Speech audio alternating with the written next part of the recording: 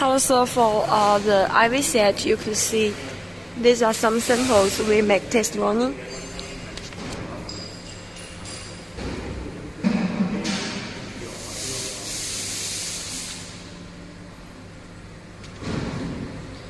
For us, we normally separate the machines to two parts.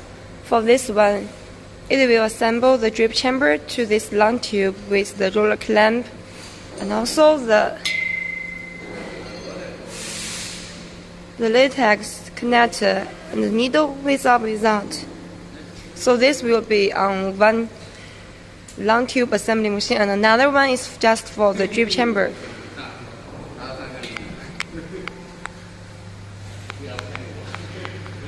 You can see this is for the long tube, and the drip chamber is there, and also the upstairs. I will take a video later.